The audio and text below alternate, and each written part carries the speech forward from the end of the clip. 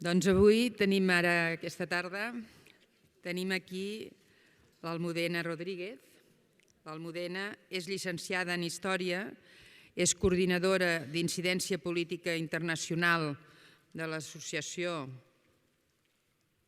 de Drets Sexuals i Reproductius, feminista, anticapitalista i antiracista, amb una trajectòria de més de 15 anys dedicada a l'assoliment dels drets humans de les dones i a la justícia de gènere, amb especial èmfasis en els drets sexuals i reproductius.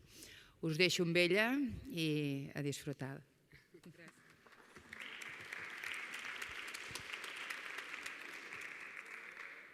Bueno, parlaré en castellà si no us incomoda, perquè m'expresso molt millor en castellà que en català i a aquestes hores ja de la setmana i tal, potser que se m'entendrà molt millor, no?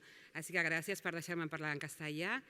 I primer donar les gràcies a les companyes d'Èlia per l'oportunitat de poder estar aquí con vosotras, de poder compartir temas interesantes también y de poder también estar en el cierre del Congreso. Y a mí me han pedido, que es uno de nuestros temas estrellas, es que hable sobre violencia institucional. Violencia institucional, que es otra forma de violencia machista, luego lo veremos con más detalle, pero es otra forma de las violencias machistas y además la violencia institucional que se ejerce sobre los derechos sexuales y reproductivos. Esto es importante. Imagino que muchísimas de las personas que estáis aquí sois o profesionales sanitarios o estudiantes de carreras sanitarias de medicina, de enfermería, psicología, y me interesa mucho poder hablaros a vosotras, porque es un tema, lo que es el paradigma de los derechos sexuales y reproductivos, que realmente la gente no está muy familiarizada con él. Entonces sí que me gustaría empezar un poco explicando muy brevemente qué son los derechos sexuales y reproductivos, luego qué significan como derechos humanos y cómo se ejerce la violencia institucional, en este caso sobre estos derechos humanos, acotándolo mucho también al ámbito de Cataluña. Sé que a lo largo del Congreso ha habido diferentes ponencias de otras compañeras que han hablado de mutilación genital femenina, que también forma parte de las vulneraciones de derechos sexuales y reproductivos. Otras han hablado sobre esterilizaciones forzadas, en casos como el Perú, en Latinoamérica, que también forma parte de estas vulneraciones, de estas violaciones de derechos humanos, pero lo que sí veía interesante es acotarlo al ámbito territorial de Cataluña, con profesionales que trabajáis aquí o os vais a dedicar vuestra profesión aquí, para ver cómo entre todas poder reflexionar qué abordajes serían los mejores para evitar las vulneraciones y para que empecéis a reflexionar qué es lo que está ocurriendo ahora mismo en Cataluña, donde, eso sí lo podemos decir, de manera sistemática se vulneran los derechos sexuales y reproductivos de las mujeres y de las personas LGTBI. Entonces, de manera muy rápida, ¿no? Los derechos sexuales y reproductivos son un conjunto de derechos humanos, son aquellos derechos humanos que nos permiten a cada una de nosotras poder vivir nuestros cuerpos, nuestras sexualidades, desde la libertad y sin discriminaciones y sin violencias. Eso es muy importante. Me estoy refiriendo sobre todo a tener el control y la soberanía sobre tu propio cuerpo, ¿no? La soberanía corporal, el poder decir yo decido sobre mi cuerpo todo aquello que necesito, que me produce placer y desde la libertad, sin que nadie, una institución, personas o el Estado, como veremos más adelante, esté controlando mi cuerpo. Los derechos sexuales y reproductivos, como decía, son derechos humanos reconocidos por instrumentos, tratados internacionales como tal, como derechos humanos, pero sí que es verdad que son los derechos humanos más frágiles de todo lo que es el paradigma de los derechos humanos. Son los más frágiles, son aquellos derechos que cada día se enfrentan a más ataques, a más vulneraciones. Si, por ejemplo, a lo largo de la historia hemos conseguido que se reconozca X derecho sexual, enseguida vemos, ¿no?, cómo de repente grupos fundamentalistas y otras fuerzas atacan de manera sistemática para conseguir el retroceso de los derechos, que es un poco lo que estamos viviendo en el contexto político y social, ¿no?, actual, no solo en el Estado español, sino como fenómeno global. Bueno, entonces, viendo un poco lo que es el paradigma de derechos sexuales y reproductivos, que abarca desde el derecho al aborto, desde el derecho a la educación sexual, desde el derecho a poder vivir, ejercer y expresar las diversidades sexuales en libertad y sin enfrentarse a violencia, nosotras, desde el lugar que yo trabajo, que no lo he comentado antes, pero bueno, es la Asociació de Drets Sexuals i Reproductius, que trabajamos, nuestro objetivo es la garantía y el ejercicio pleno de los derechos sexuales y reproductivos de mujeres y de personas LGTB, lo que vemos es que hay muchísimas vulneraciones, violaciones de estos derechos sexuales y reproductivos, pero que todas estas vulneraciones tienen un nexo común, algo que las unen, y es que la gran mayoría de esas vulneraciones suponen violencia institucional.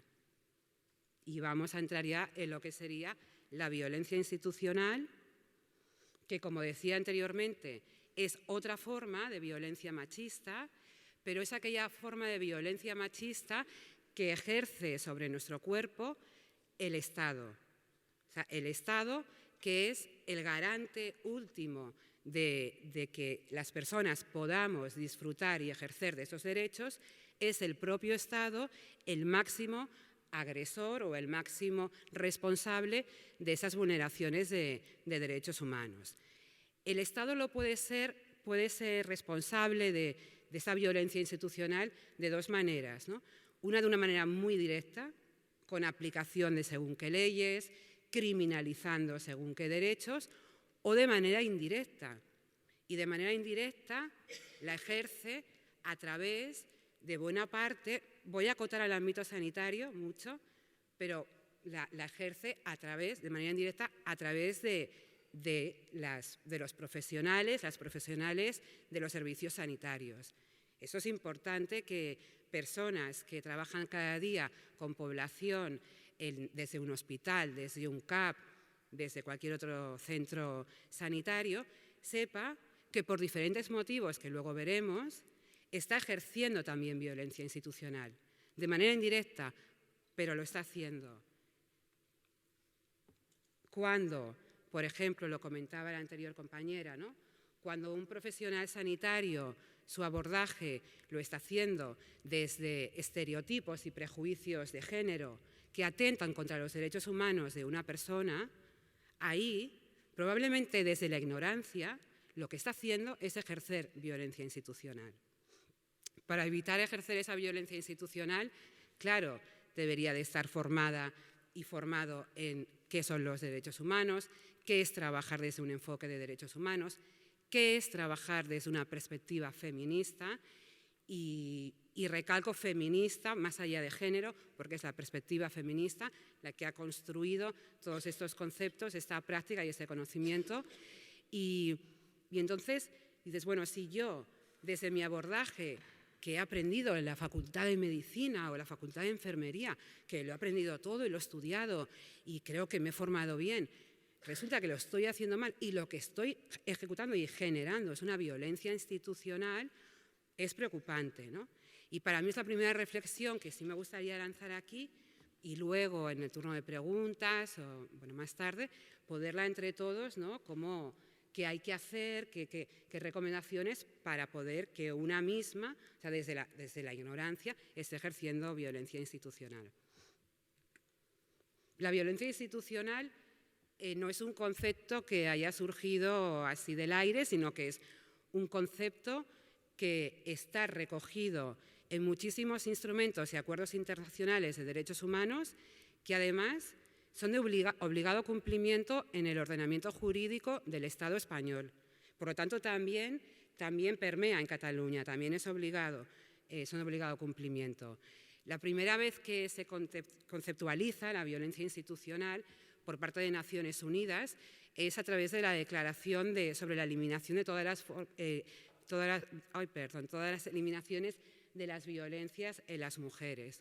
Esa es una declaración muy importante que se hace en el año 1993, donde por primera vez ya se habla y se incluye la violencia institucional como otra forma de violencia machista, y que es una violencia ejercida por el Estado de manera directa e indirecta y que también hay que erradicar, y el primero que tiene que preocuparse en erradicar esta violencia institucional es el Estado. Un año antes es verdad que la Convención, el Tratado Internacional de los Derechos de las Mujeres, el más importante, que es la Convención sobre la eliminación de todas las formas de discriminación hacia las mujeres, lo que se conoce como la CEDAW, en su recomendación número 19, cuento muy rápido, ¿no? Para los que no conozcáis, la CEDAW es este instrumento internacional que lucha contra las discriminaciones y que su manera de actuar es que va desarrollando recomendaciones a lo largo de los años, y con eso va desarrollando lo que es el concepto de discriminaciones, va incluyendo más personas en esa convención, va ampliando el marco de derechos, ¿no?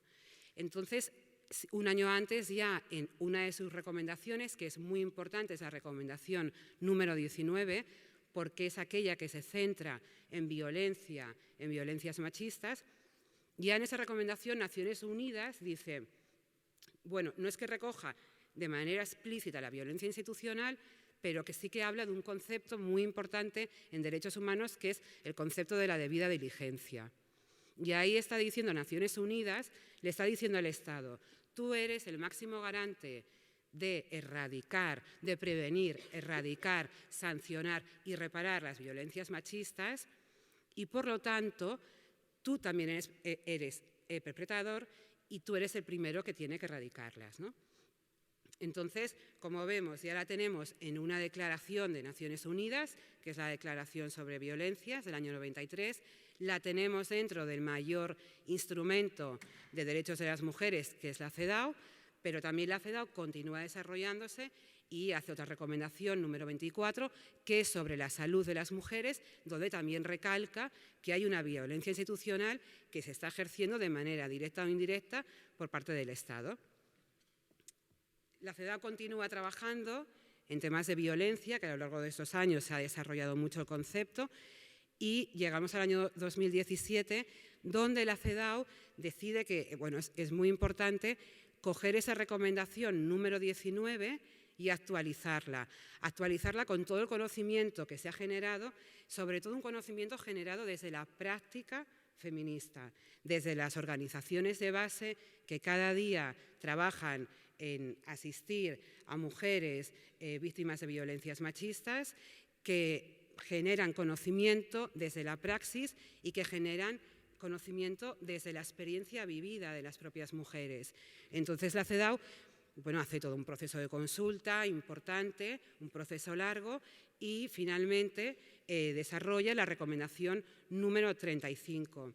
Esa recomendación, para cualquier profesional, estudiante de cualquier carrera sanitaria, yo creo que debería de ser de lectura obligatoria, desentrañarla, ver bien qué es lo que está diciendo la CEDAW sobre qué es la violencia institucional y cómo se puede evitar, cómo se puede erradicar. Pero es que además la violencia institucional también está recogida en el instrumento regional del Consejo de Europa sobre violencias machistas, que es el Convenio de Estambul. También la recoge la violencia institucional de una manera explícita, clara y contundente. Y este instrumento, el Convenio de Estambul, el Convenio para la Erradicación de las Violencias Machistas, es de obligado cumplimiento, y el Estado español, desde que lo ratificó, está obligado a traspasarlo, a que baje y que esté dentro del ordenamiento jurídico español, y que luego el resto de instituciones se lo hagan suya y se trabaje desde ahí, ¿vale? Entonces, vemos que hay toda una conceptualización y toda una jurisdicción internacional de derechos humanos, tanto universal como regional, muy importantes, que nos están diciendo que hay violencia institucional, pero llegamos, esto hablaré, luego lo retomo, llegamos al Estado español, nos ubicamos aquí, ¿y qué ocurre? Que la ley de violencia de género, española no recoge la violencia institucional. Para ella, o sea, para esta ley, la violencia institucional no es otra de las formas de violencias machistas. O sea, es interesante, ¿no?, ver cómo, o sea, una ley ya se está protegiendo, ¿no?, como el Estado se protege a sí mismo diciendo no incorporo esta forma de violencia machista porque me pueden exigir la rendición de cuentas. O sea, me pueden, ¿no?, soy culpable de según qué cosas, estoy obligado a rendir cuentas y, bueno, incluso me pueden denunciar a comités de Naciones Unidas y a otros órganos. Pero es que, bajando a territorio catalán, vemos que bueno, la ley de violencias machistas catalana es del año 2008, pero tampoco se recoge de manera explícita la violencia institucional. Lo hemos hablado mucho siempre con compañeras feministas que participaron también de la elaboración de esta ley, que fue como uno de los grandes errores que se cometieron, bueno, errores, y todos sabemos lo que supone trabajar en la redacción de una ley donde hay muchísimos intereses, muchos poderes, y entonces también una llega donde puede, ¿no? El movimiento feminista llega donde puede, pero es uno de los grandes vacíos que presenta la ley de violencias machistas catalana. Sí es verdad que la ley catalana recoge algo, un concepto que se llama victimización secundaria, pero que no es un sinónimo de violencia institucional, y eso es importante, ¿no?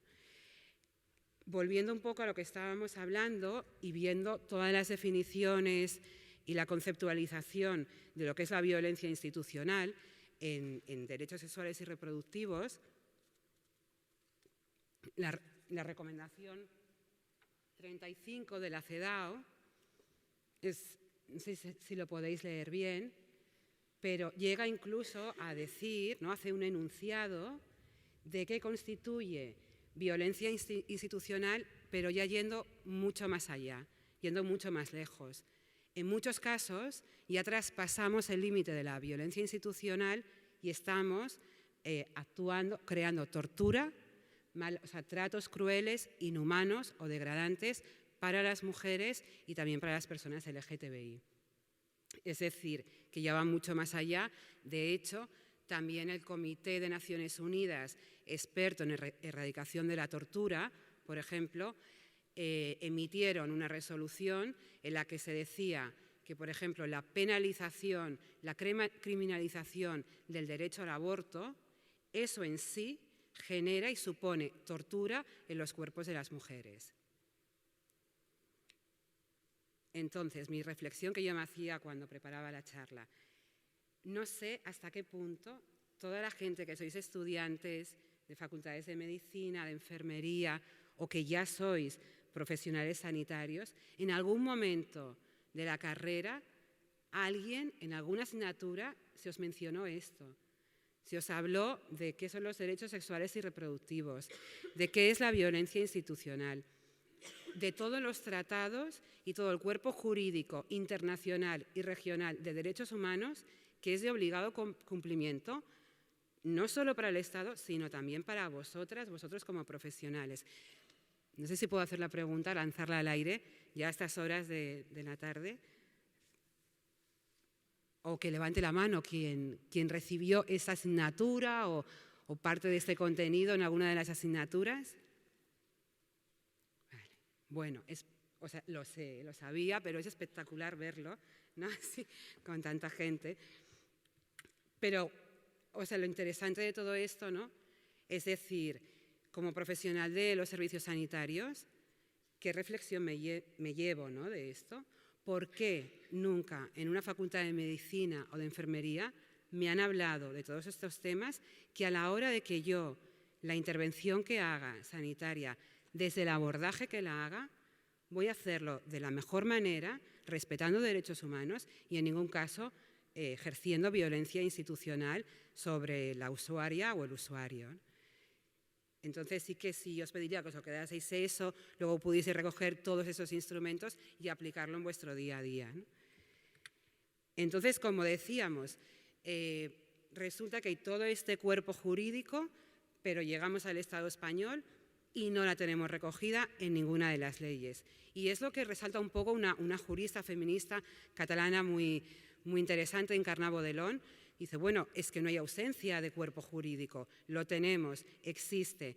Entonces, ¿qué es lo que ocurre? ¿Por qué no se baja? ¿Por qué no se aplica? Y esto ya responde a una pregunta que probablemente la hayáis estado escuchando durante todos estos días de congreso, y es que finalmente vivimos en sociedades heteropatriarcales y capitalistas, donde los cuerpos de las mujeres y de todas las personas heterodisidentes son cuerpos que han estado bajo control. O sea, la sexualidad femenina, el cuerpo de las mujeres, siempre han estado bajo el control de otros, de las religiones, de los estados, de las instituciones, de los hombres. Y entonces, este control es un pilar del sistema heteropatriarcal, es un pilar. Y el sistema heteropatriarcal neoliberal, austericida en el que estamos ahora mismo, tiene muy claro y sabe muy bien que para poder mantenerse, para poder perpetuarse, tiene que seguir controlando los cuerpos de las mujeres y los cuerpos de las personas heterodisidentes. Y tiene que mantener esos valores que ellos llaman de el orden natural, ¿no?, de la familia heteropatriarcal tradicional. Tienen que mantener la división sexual del trabajo también. Entonces, estamos yendo a exigir una serie de derechos humanos que realmente, o sea, su ejercicio pleno por parte de toda la sociedad, lo que hace es subvertir el sistema patriarcal capitalista. Entonces, estamos yendo como, ¿no?, estamos ahí tocando del hueso, estamos exigiendo los derechos que tienen más capacidad de subversión y más capacidad de transformación. De ahí que los propios estados se protejan, se autodefensan, no sé si se puede aplicar esto a un estado, pero se protejan prohibiendo este tipo de conceptos o prohibiendo aceptar, incluir en las legislaciones la violencia institucional como otra forma más de violencia machista. Bueno, retomando un poco, ¿no?, de los derechos sexuales y reproductivos, nosotras lo que hemos visto durante 30 años de ejercicio en l'Associació de Drets Sexuals y Reproductius es que las violencias que se ejercen, las vulneraciones de derechos sexuales y reproductivos, son aquellas vulneraciones de las que menos se habla, son las más invisibilizadas, son las que tenemos más naturalizadas, las tenemos dentro, no quiero repetir el término ADN, pero las llevamos dentro de nuestro cuerpo, de nuestra mente. Incluso muchas veces están ejerciendo violencia institucional sobre nuestros derechos sexuales y reproductivos y ni siquiera somos capaces de identificarlo. Y voy a poner ejemplos que pueden parecer muy sencillos, pero cuando una chica menor va a una farmacia a pedir una píldora poscoital porque ha tenido una relación de riesgo y necesita tomarla, muchas veces se le está negando, por el hecho de ser menor, el acceso a esa píldora, cuando, por el derecho internacional de los derechos humanos, nadie se la podría estar negando. Eso es un ejemplo claro de violencia institucional. O cuando una menor, por ejemplo, tiene que someterse a una IVE, ¿no?, a un aborto. Y vemos que en el Estado español pensamos que el aborto es un derecho, no lo es, o sea, no está reconocido como un derecho, está reconocido como un tema de salud pública y hay una ley que así lo incluye, pero no como un derecho, sino como un tema de salud pública. Y entonces tenemos esta ley que se ganó en una contraofensiva a un ministro del PP de hace unos años que quiso eliminar la ley del aborto. El movimiento feminista y de mujeres salió a la calle y fuimos capaces de parar esa contraofensiva y mantener la ley del aborto y poder abortar en territorio español. Pero después de esta victoria del movimiento feminista y de mujeres, de tapadillo, durante un mes de julio, ¿no?, al año siguiente, pues se aprobó incluir la penalización del derecho al aborto en territorio español para menores de 18 años. Es decir, si una menor de 18 años, una mujer joven de 16, 17 años, decide abortar, decide ejercer su soberanía corporal, ¿no?, como debería de ser, y decide abortar, está obligada a pedir el permiso a uno de los progenitores. No puede hacerlo sin ese permiso. En ningún sitio, en ningún CAP, en ningún ASIR, en ningún hospital o clínica acreditada, sobre todo, la van a poder practicar una IVE, porque está prohibido si no lleva el consentimiento. Pero claro, ¿qué estamos viendo en la práctica diaria, ¿no? En las experiencias de vida? Hay muchísimas mujeres menores que no pueden o no quieren pedir el permiso. Pongamos ejemplos, ¿no?, que nos hemos encontrado en la asociación. Mujeres jóvenes que los padres profesan X religión donde siempre van a ser contrarios y no la van a dar el permiso. Es imposible para ella poder abortar de una manera legal. ¿A qué está recurriendo una mujer joven, o sea, menor de 18 años, en Cataluña, y hablo de Cataluña, a un aborto clandestino? Estamos acostumbradas a oír hablar de aborto clandestino en Argentina, en países donde está completamente prohibido, pero es que aquí también hay abortos clandestinos. Y los abortos clandestinos ponen en riesgo la salud de las mujeres. Y eso está ocurriendo aquí ahora. Nadie habla de ello, bueno, desde los movimientos feministas sí, pero es un tema que no está en la agenda pública. No está en la agenda política ni está en la agenda pública. O, por ejemplo, una menor que tiene que abortar y decide abortar, pero porque ese embarazo es fruto de violencia sexual ejercida por el progenitor. Y puede pedir permiso al progenitor en ese caso. ¿Cómo se construyen las leyes o cómo se construyen, ¿no?, las normativas cuando no se trabaja ni desde una perspectiva feminista ni desde una perspectiva de interseccionalidad en la que se tienen en cuenta todos los ejes de opresión que atraviesan los diferentes cuerpos, ¿no? Cuando lo que construimos es siempre pensando en un hombre blanco, de clase media, con dinero, sano y feliz. No, pero es que el mundo no es eso. Eso es lo que nos habéis vendido. Pero el mundo somos muchas, somos muchos, muy diversas y muy diversos. Y sufriendo diferentes opresiones en cada etapa del ciclo de nuestra vida, ¿no? Entonces es importante porque es lo que comentaba, que son siempre vulneraciones muy invisibilizadas. Nadie habla de ellas, ¿no? Pongo aquí unas cuantas como ejemplo. Lo que comentaba, la penalización del aborto en el Estado español. Otra vulneración importantísima, el acoso de los grupos fundamentalistas a las puertas de las clínicas acreditadas donde se practican abortos. Eso está ocurriendo cada semana en Cataluña. En casi todas las clínicas donde se practican IVE aquí en Cataluña, que luego ya comentaré, son muy pocas, casi todas están localizadas en Barcelona y no hay casi en el resto del territorio catalán, y eso es otra forma de vulnerar derechos sexuales y reproductivos. Pero lo que está ocurriendo es que hay grupos fundamentalistas que se plantan en las puertas de las clínicas para insultar a las profesionales, para hostigar a las mujeres, para convencer y que desistan de lo que van a hacer.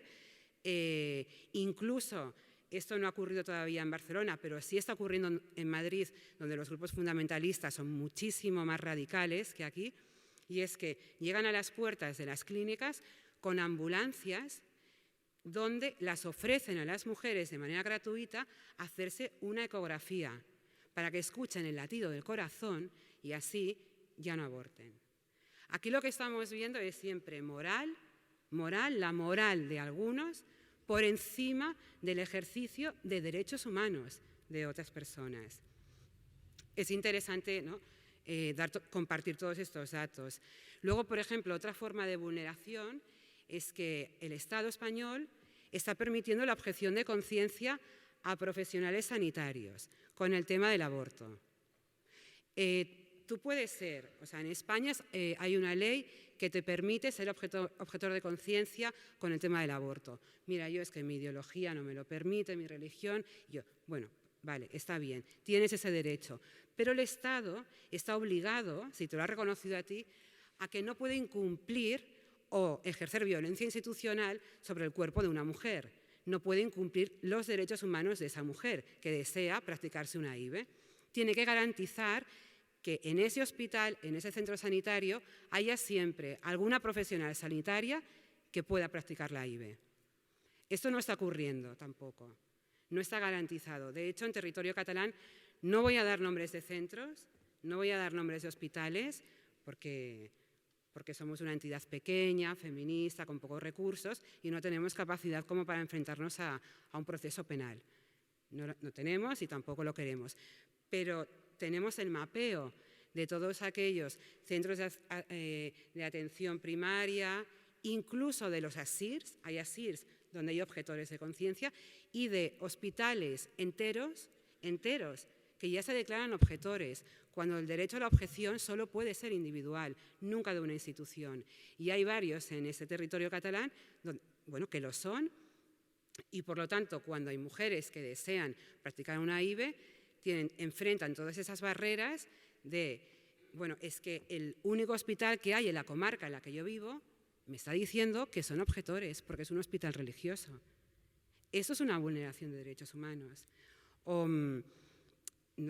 Así pasa esto en todo el territorio catalán.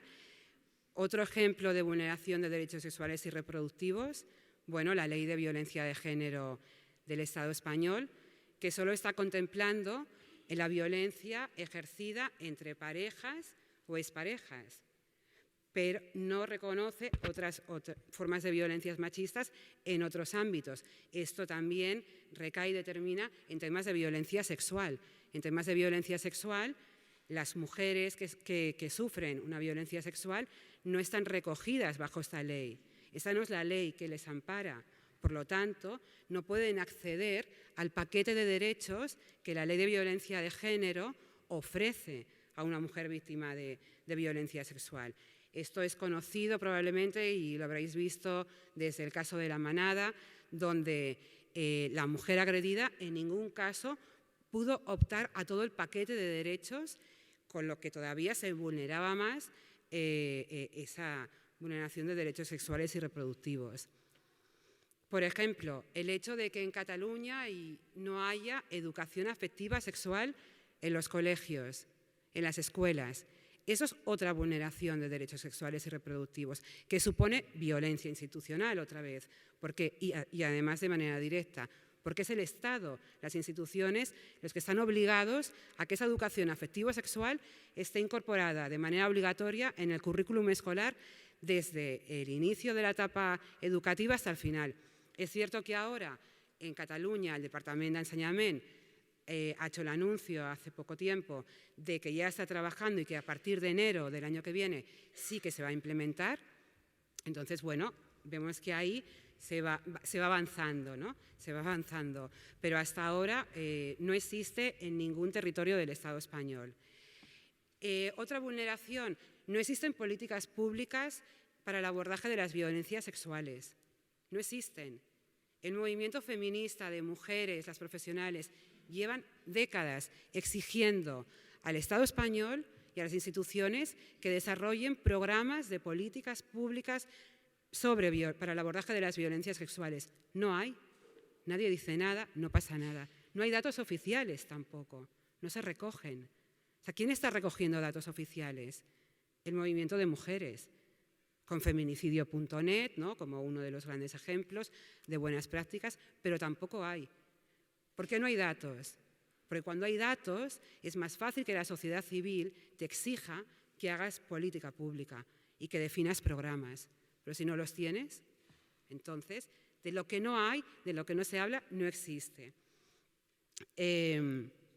Hay muchísimos casos, ¿no? Por ejemplo, la falta de aplicación del protocolo de reproducción asistida para parejas LGTBI. Aquí en Cataluña existe uno y de manera sistemática se deja de cumplir por parte de los profesionales sanitarios, con lo que están vulnerando el derecho a la maternidad, en este caso, de personas LGTBI. En todo lo que es el paquete de vulneraciones de derechos sexuales y reproductivos, sí me gustaría, aprovechando el espacio y las personas que estáis aquí, un poco centralizarme y focalizarme sobre aborto, ¿no? Porque, claro, el aborto, a veces, ¿no? Aborto, no, pero es que lo tenemos muy superado. Hay un dato muy interesante cuando hablamos de aborto. Es una de las intervenciones sanitarias más numerosas en toda Cataluña. Eso es un dato que que no ha salido a la luz. O sea, hay más intervenciones de aborto que de corazón, que de riñón, que de cualquier, no sé, que de traumatología, de muchas más. Pero nadie habla de esto y, como decía antes, no se imparte las facultades en medicina lo que son las técnicas de IVE. O sea, más de la mitad de la población, una de las intervenciones más numerosas en Cataluña, no se imparte las facultades de medicina y me gustaría saber, ¿qué pensáis? ¿Habíais llegado a esta reflexión en algún momento mientras cursabais vuestros estudios? ¿Cómo es posible? Todo el mundo habla, hay miles de artículos, sale en la prensa diario, en televisión, sobre cualquier avance quirúrgico, sobre corazón, sobre traumatología y aborto. Algo que es tan importante para los cuerpos de las mujeres, para nuestra capacidad de decisión, para el desarrollo de nuestras vidas y para poder vivir en libertad. ¿Y a nadie le chirría que no se estudie las facultades de medicina? Bueno, lo del Código Penal que ya os había comentado antes, también lo de la objeción de conciencia y luego también una cosa, una práctica que está ocurriendo también de manera sistemática y muy numerosa, no solo en territorio catalán, sino en el Estado español, es que la ley española permite, no es una ley de plazos, o sea, permite el aborto en cualquier momento, pero a partir de la semana 22, para poder abortar, la mujer tiene que llevar su caso a un comité clínico. Ese comité clínico está configurado por ginecólogas, ginecólogos, bueno, médicos, médicas, especialistas, que deciden si esa mujer puede o no puede abortar. Lo decide ese comité. Pero ese comité, bueno, y lo comentábamos antes, no ha tenido una formación ni en derechos humanos, ni en perspectiva feminista, ni conoce cuáles son las reglas del derecho internacional público, que es de obligado cumplimiento también en el Estado español. Y deciden, en base a su moral y en base a su ideología, sobre un derecho humano que tiene una mujer. Estamos otra vez ejerciendo violencia institucional. Nosotras en la Asociación de Drets Sexuals y Reproductius nos llegan muchísimos casos de mujeres que por diferentes motivos en la semana 22 de gestación decide que tiene que abortar, bien porque desde el hospital le han informado que el feto tiene una grave malformación, que tampoco va a poder vivir mucho tiempo, que es peligroso, y esa mujer decide no terminar con el embarazo y practicar una IVE. Y en muchos de esos casos, cuando presentan su caso al comité clínico, se le está denegando su derecho. Son mujeres que nos llaman llorando, desesperadas, diciéndonos, ¿y ahora qué hago yo? ¿A dónde voy? Bueno, claro, el movimiento feminista siempre ha tejido, ¿no?, de toda la vida, las redes feministas de apoyo y conseguir que esa mujer pueda ejercer su derecho humano. Pero es que en muchos casos están viajando a Estados Unidos, pagándoselo de su propio bolsillo, con lo que una intervención en Estados Unidos, pagar un billete de avión, una estancia, con todo, o sea, la carga emocional, con toda la violencia que están ejerciendo sobre su cuerpo, tenerte que desplazar, sabiendo que lo estás haciendo de manera clandestina, además, es realmente una violencia institucional extrema, ¿no? También hay un tema interesante que ocurre, es algo muy específico de Cataluña, que es que en el tema del derecho al aborto, una de las dimensiones que tiene como derecho humano es que la mujer tiene que estar muy bien informada y en cada momento tiene ella que tener la capacidad de decidir. Es la mujer quien decide, no deciden otros y otras por ella. Lo que estamos viendo con las estadísticas, con diferentes encuestas, es que en Cataluña hay muchísimo más aborto farmacológico que aborto quirúrgico. No sé si conocéis la diferencia entre uno, si habéis pasado por alguna experiencia de aborto farmacológico, si habéis leído, pero el aborto farmacológico que en según qué contexto, sobre todo donde está criminalizado el aborto, como puede ser Argentina o países africanos, bueno, de Latinoamérica sobre todo, es una opción que tenemos las mujeres, el farmacológico, y si se hace de manera acompañada, supervisada, pues no tiene riesgos. Pero aquí lo que está ocurriendo es, por un lado, que en muchos casos a las mujeres no se les está ofreciendo las dos posibilidades que tienen, que son dos, que es farmacológico o quirúrgico, y directamente solo se está hablando de una opción, que es el farmacológico. Y el farmacológico se está ofreciendo a chicas jóvenes para hacerlo en sus casas. ¿Qué chicas jóvenes tienen la capacidad de llegar a su casa? Hola mamá, hola papá, hola hermanos, ¿qué tal? ¿Cómo estáis? Vengo aquí yo, con estas 2 pastillas que me han dado, yo sola, a tomarme esas pastillas para hacer un aborto farmacológico en mi casa. Un aborto farmacológico no es como una regla. Lo que se dice en los folletos informativos es que duele un poquito más que la menstruación. No. Un aborto farmacológico, según y a partir de qué semanas, es un sangrado importante, es un expulsivo importante. Me voy a poner un poco escatológica, lo siento por las horas, pero donde hay restos también. Y duele mucho. Yo no creo que cualquier mujer joven, que ninguna mujer joven en Cataluña tenga que pasar por eso. Si lo ha decidido ella, lo ha decidido y tiene algún sitio de manera acompañada y supervisada por una profesional que lo pueda ejercer, entonces sí, porque es su decisión.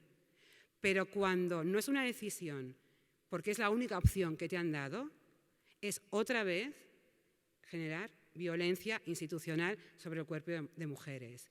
Y esto está ocurriendo en Cataluña, en los centros sanitarios catalanes. También, ¿no?, lo dejo ahí a modo de información y que luego os lleve a la reflexión, ¿no? ¿Qué más? Bueno, sí, os quiero hablar ahora rápidamente un poco.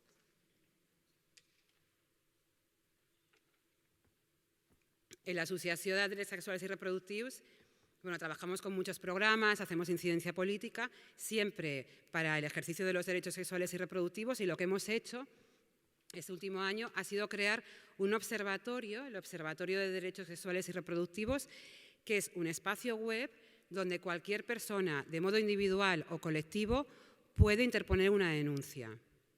Cualquier denuncia sobre derechos sexuales y reproductivos. Nosotros recogemos esas denuncias, les ofrecemos asesoramiento, acompañamiento, siempre respetando la decisión de la persona que pone la denuncia. En algunos casos, solamente el hecho de poner la denuncia y de tener un espacio donde está siendo escuchada, eso ya repara a la mujer que ha sufrido una vulneración de sus derechos sexuales y reproductivos. Y es un espacio que intenta también ser un espacio de transformación, ser un espacio subversivo, porque saca a la luz las vulneraciones que están más invisibilizadas. Así que también tiene una pretensión de transformar la sociedad y también transformar políticas públicas. Durante todo este año hemos estado recogiendo muchísimas denuncias, muchas, de todo el territorio catalán, con diferentes temas, ¿no? Sí me gustaría mostraros algunos de los temas de las denuncias que hemos recibido y para que las veáis, no son todas, pero quedan 5 minutos, así que voy de manera rápida. Voy a pasar de largo de esta denuncia porque la hemos hablado con anterioridad. Esta también. Me gustaría ir a una muy concreta, que es como un caso paradigmático y es, bueno, a nuestro modo de ver, muy duro. Y es una chica de 16 años que acude al Centro Jove d'Atenció a les Sexualitats, que pertenece a la Asociación de Drets Sexuales y Reproductivos, pidiendo la anticoncepción de urgencia. Pero durante la visita, nosotras siempre implementamos el protocolo de detección de violencias machistas. Y ahí se identifica, y ella nos lo explica, que ha sido violada el día anterior por 2 desconocidos. Tiene 16 años. Nosotras ofrecemos todo el asesoramiento, el acompañamiento, pero al ser una menor, es una mujer de 16 años, tiene que dirigirse a los servicios especializados en violencias sexuales que hay en Cataluña, porque son los únicos sitios donde se le puede administrar toda la profilaxis anti-ITTS, todas las enfermedades de transmisión sexual. tiene que ir allá. Si ella va allá, ¿qué ocurre? El protocolo dice que los profesionales estáis obligados a llamar a la familia para informar. Es una persona de 16 años que ha sido violada el día anterior, que no quiere y no puede, porque es que no quiere, tener que informar a su familia, porque no está preparada para hacerlo, porque eso es un proceso, y un proceso donde no puede estar sola. En el caso que quisiera informar, se le ha de acompañar en un proceso que no es corto, es largo y es profesionalizado. El tema es que la profilaxis para el VIH-Sida solo tiene un tiempo de exposición de 72 horas. Ella decidió no ir a los servicios especializados de violencia sexual, porque lo último que quería en ese momento era que su familia lo supiese. Ahí se estaba vulnerando y se vulneró el derecho a la salud de esta mujer, porque claro, tenía un riesgo importante de haber sido contagiada de SIDA, de VIH, y en ningún caso llegó a tomar la profilaxis porque tenía miedo a decírselo a los padres. ¿Esto qué te está diciendo? O sea, ¿qué protocolos construimos? ¿Desde dónde los construimos? La compañera anterior hablaba de adultismo, ¿no? ¿Por qué está primando el derecho de los progenitores, de nuevo, sobre el cuerpo de una mujer joven? ¿Por qué no prima el interés superior de una menor? La Convención de la Infancia, que hacían alusión antes, dice que por encima de todo se tiene que primar el interés del menor. Pero nuestra práctica, nuestra cultura, nuestro sistema hace que construyamos protocolos y tengamos prácticas sanitarias donde estamos poniendo en riesgo la salud de una menor de 16 años, vulnerando nuevamente sus derechos sexuales y reproductivos, pero que no se nos olvide, es violencia institucional. Es violencia institucional lo que hay ahí. Como este caso, bueno, ya no, hay muchos más. Deciros que la semana que viene presentaremos el primer informe que recoge todas las denuncias que hemos recibido durante este año en el Observatorio, que hay casos paradigmáticos, que lo que queremos, hemos hecho ese informe relatando sobre todo la experiencia de vida y las historias de vida de las propias protagonistas, porque si han tenido la generosidad y la valentía de denunciar vulneraciones tan invisibilizadas y tan naturalizadas, entendíamos que más allá de mostrar datos, lo que queríamos mostrar, ¿no?, y dar las gracias es mostrando sus historias de vida. Lo presentamos el martes que viene, el día 10, a las 12 en el Colegio de Periodistas. Todo el mundo que quiera asistir, bienvenidas. Y bueno, acabo aquí y cualquier pregunta, pues aquí estoy.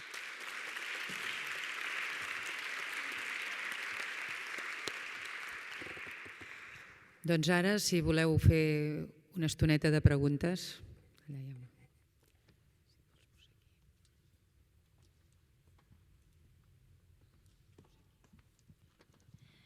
Buenas tardes. A mí me gustaría... gracias, has explicado muy bien lo que es la violencia institucional y casos. Yo, por ejemplo, no sabía que las menores de 18 años tenían que tener consentimiento de sus padres para abortar. Pensaba que era de los 16 y que no era consentimiento, sino solo conocimiento. O sea que me ha servido muchísimo esto. Consentimiento. Y bueno, quería comentar dos cosas. La primera es que se ha hablado de estereotipo de género, pero no de estereotipo de clase. Y creo que es muy importante también porque cuando una chica es violada, tiene que asistir a una médico o a un médico forense que le hace preguntas sobre su entorno familiar, su ambiente, si viene de una familia desestructurada o sus padres tienen problemas de algún tipo de adicción o ella en algún momento de su vida ha tenido algún problema de adicción, es más probable que no se la crea y que su denuncia se archive. Totalmente. Y esto es muy importante. Y sobre todo si encima no eres blanca ni española, pues ya ni te digo. O sea que... por otra parte, quería decir que la violencia institucional es desde el momento en que tú vas al hospital para que te examinen, ahí ya la estás ejerciendo, porque el hospital está obligado a llamar a los Mossos, ¿no?, porque ha entrado una chica con síntomas de agresión. Es posible que te vengan dos hombres Mossos que te están preguntando que a ti te acaban de violar y encima te están diciendo que si no quieres denunciar es que te lo estás inventando. Viene un ginecólogo o una ginecóloga de urgencia a examinarte y tú dices que por favor sea una mujer y encima te dicen el que toque está de urgencia, si es un hombre, pues te tiene que examinar un hombre y a ti te acaban de violar. Sí. Luego, encima, las pruebas ginecológicas pues son las normales, ¿no? Que vas a hacerte una citología o lo que sea, te meten el espéculo, tal, y no tienen ningún tipo de tacto contigo ni nada, o sea que... Y luego cuando te dan las pastillas, te dan la pastilla abortiva y te dan las pastillas para evitar enfermedades de transmisión sexual, luego tampoco te explican qué es lo que vas a sentir. Y a lo mejor te pasas la noche vomitando y encima tienes miedo de que no te hayan hecho efecto porque las has vomitado a las 2 horas de tomártelas o menos. Luego, bueno, cuando se habla de denuncias falsas o de que las chicas no se atreven a denunciar y encima dices, no, es que ¿cómo no vas a denunciar? Es que eres tonta. No, no soy tonta. Lo que pasa es que sé todo lo que me voy a encontrar. Y ya cuando entras, no solo el proceso inicial de toda la violencia esta de los policías, que ya sabemos que los policías están acostumbrados a ejercer violencia, pero también Sí, verbal. eso les han enseñado, me parece. Sí. Luego ya cuando Legítima. entras en el proceso judicial es muchísimo peor porque es que te vuelven a violar. Encima te preguntan que cómo ibas vestida y mi pregunta favorita es, porque si no te han dado una paliza, no es una violación, solo es un abuso, mi pregunta favorita es cuando, si no están ejerciendo violencia sobre ti, ¿por qué no te has ido? Como si una violación no fuese violencia, si ya la misma palabra incluye el término. Y entonces te vuelven a culpabilizar y te victimizan. Así que muchas gracias por dar esta charla y si alguien de esta sala no entiende o no llega a comprender por qué las mujeres no denuncian una violación, que sepan que es por todo esto. Y que sí.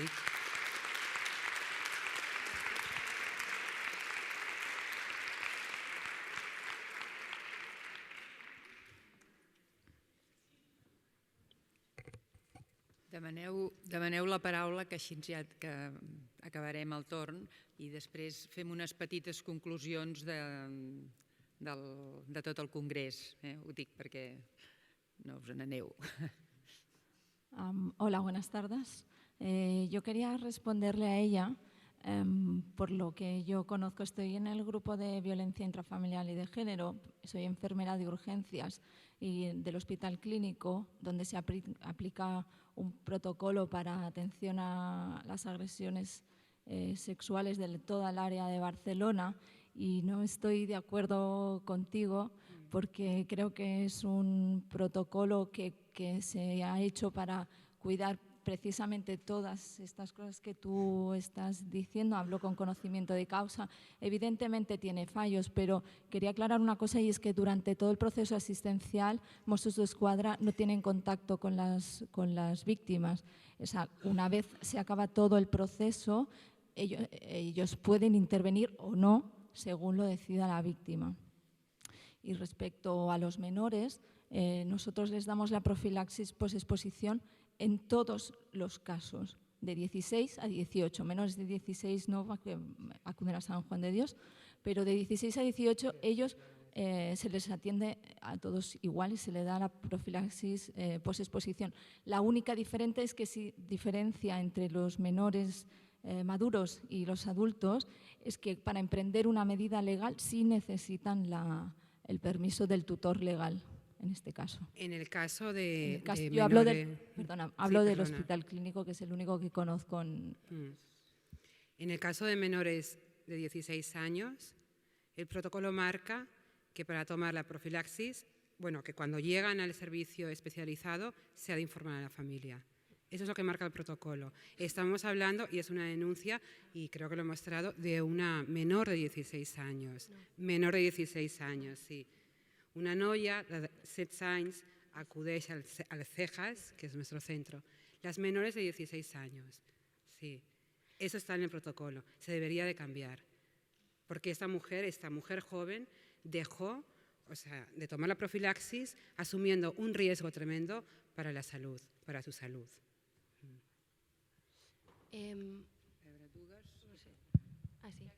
Hola. Yo quería decir, yo soy pediatra y quería hablar lo mismo que ha dicho mi compañera del menor maduro. Entre 16 y 18 años son médicamente mayores de edad y pueden tomar sus decisiones, y de hecho atendemos a mayores de 16 y a veces pues no avisamos a los padres, ¿no? Y de hecho por debajo de los 16 muchas veces cuando haces preguntas sobre relaciones sexuales, exposición de riesgo, se hace sin los padres presentes muchas veces. Está claro que legalmente, pues por debajo de los 16, cosas como abortar, no es que lo decían los sanitarios, sino que la ley es así, no pueden hacerlo sin permiso de los padres, pero 16 para arriba se les atiende sin avisar a nadie. Sí, bueno, el tema es que en el marco de derechos esté todo el mundo incluido, no algunos y otros fuera. Esto es una lucha, ¿no? De siempre se construyen derechos dejando a mucha gente fuera, ¿no? Nos caracteriza como sistema eso. Aquí tiene que estar todo el mundo incluido. Y las menores de 16 años se enfrentan a violaciones, agresiones sexuales, a embarazos no deseados, y lo que prima, y así lo dicen los tratados internacionales, y es como debería de ser además, es su interés superior. Y sobre todo prima su decisión, su capacidad de decidir, la agencia, su agencia. ¿Por qué tienen los progenitores un derecho superior sobre su hija? ¿De dónde viene esto? ¿De qué cultura parte? ¿De la estructura patriarcal? Un poco lo que estaba comentando la anterior compañera, ¿no? O sea, el derecho de los padres y sobre todo de la figura paterna sobre los hijos, las hijas, este adultismo. No se puede trabajar garantizando derechos desde una posición de adultismo. Es imposible. Y en los servicios especializados de violencia, cuando hay una agresión y vas por una agresión y eres menor de 16 años, automáticamente los profesionales están obligados a informar a la familia. Es así.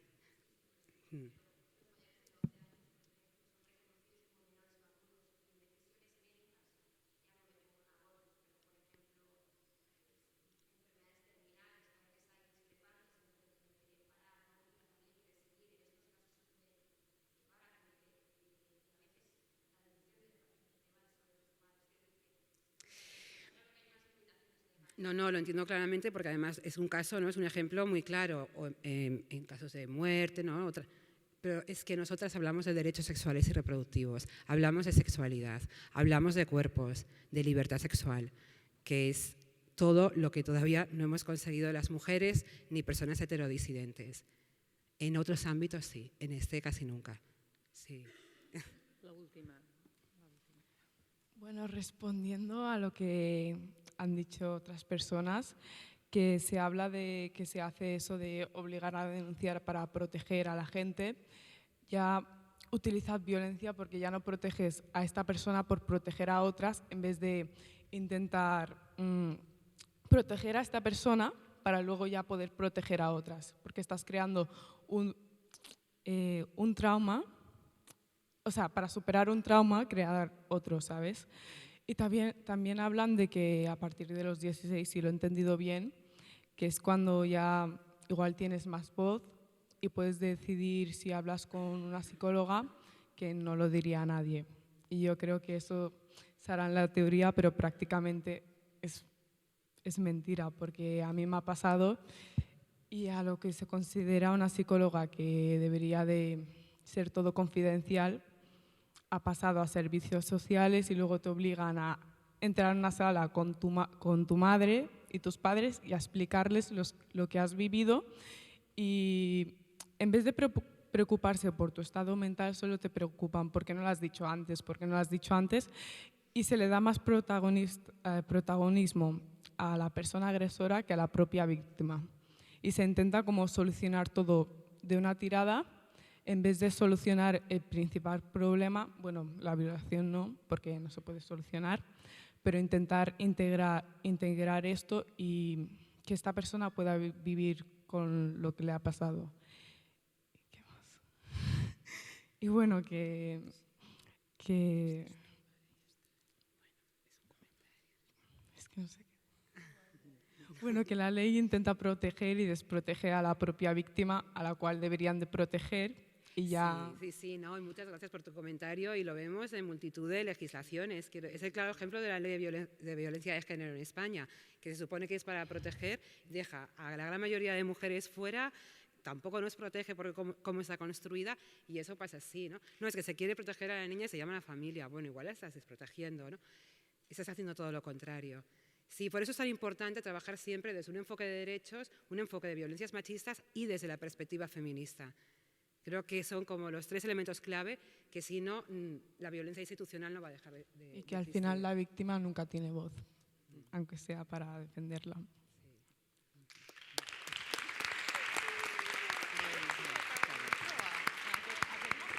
Moltes gràcies, Almudena. N'hi ha per discutir molt sobre la violència institucional. També és veritat que hi ha llocs on hi ha molt de voluntarisme per part de les persones que exerceixen, no? Vull dir que... I això no estàvem parlant, estàvem parlant de drets, no?